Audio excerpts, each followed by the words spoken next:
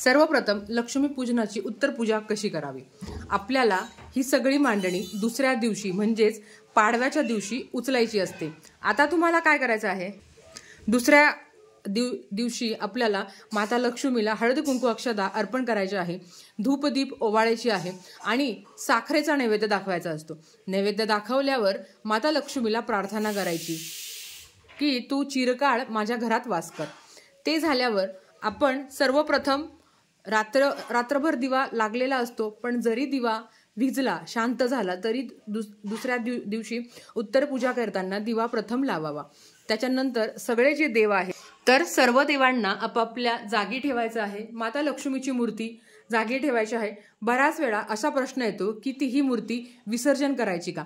तुमची इच्छा असेल तर तुम्ही ती विसर्जन करू शकता, पण असंही म्हटलं जातं की लक्ष्मीला विसर्जन करू नये। पण तुम्हाला इच्छा असेल तुम्ही वर्षभर देवघरातही ठेवू शकता।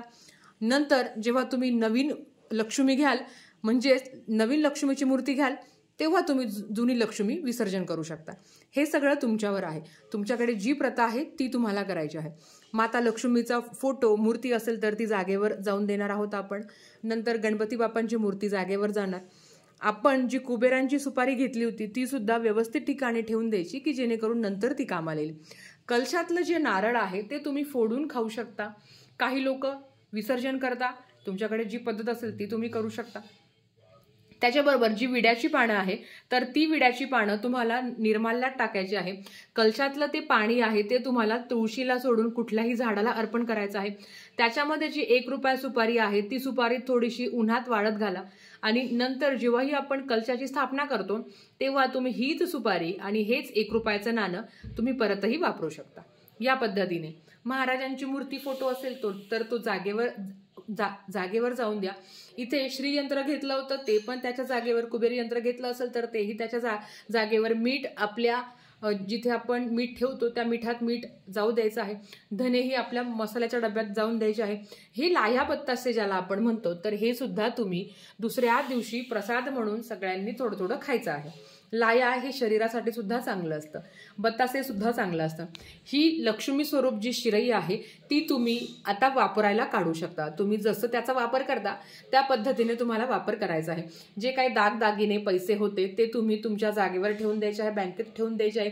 ही जी वही तुम्ही घेतली आहे ही वही तर खरं लक्ष्मीचं पूजन झाल्यावर ही तुम्ही व्यवहारासाठी वापरू शकता। तुमचा कुठला व्यवहार असेल, मग ते दुकानात असो किंवा कुठला पण तुमचा व्यवहार असेल त्याला तुम्ही हे वापरू शकता।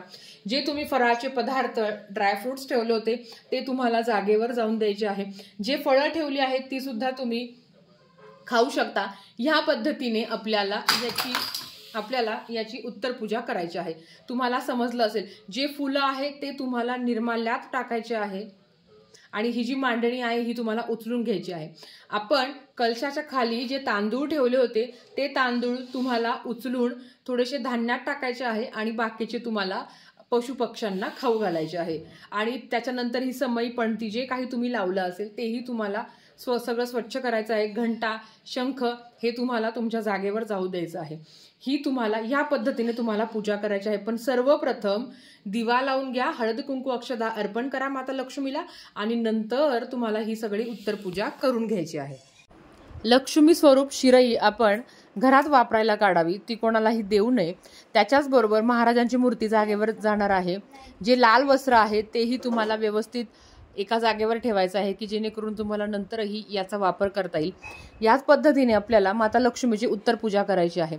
बऱ्याच वेळा असे प्रश्न येतात की ही मूर्ती तुम्ही वर्षभर ठेवू शकता का। हो, तुम्ही ही मूर्ती वर्षभर ठेवू शकता। मग ती तुम्ही देवघरातही ठेवू शकता। एवढंच आहे की याला तुम्हाला अभिषेक नाही करता येणार, मग तुम्ही हॉलमध्ये सुद्धा ठेवू शकता आणि येणाऱ्या 2025च्या लक्ष्मी पूजनाला सुद्धा तुम्ही ही मूर्ती वापरू शकता। मग दरवर्षी नवीन घ्यायची असेल तर त्यांनी याचं विसर्जन करावं आणि ज्यांना घ्यायची नसेल तर त्यांनी हीच मूर्ती परत वापरावी। जे काही पैसे आहे, जे काही दागदागिने तुम्ही काढून ठेवले होते तर तेही तुम्हाला जागेवर ठेवायचे आहे। जो 1 रुपया तुम्ही ठेवणार आहात किंवा ठेवला होता तो तुमच्या जवळ ठेवायचा आणि याच पद्धतीने तुम्हाला माता लक्ष्मीचं उद्यापन किंवा उत्तर पूजा करायची आहे। आता आपण शिराईखाली ज्या वस्तू ठेवल्या होत्या, मग त्या कापूर आणि ज्या लवंग आहेत त्या तुम्हाला जाळून व्यवस्थित जाळायचं आहे. दुसऱ्या दिवशी म्हणजे पाडव्याच्या दिवशी तुम्हाला करायचं आहे.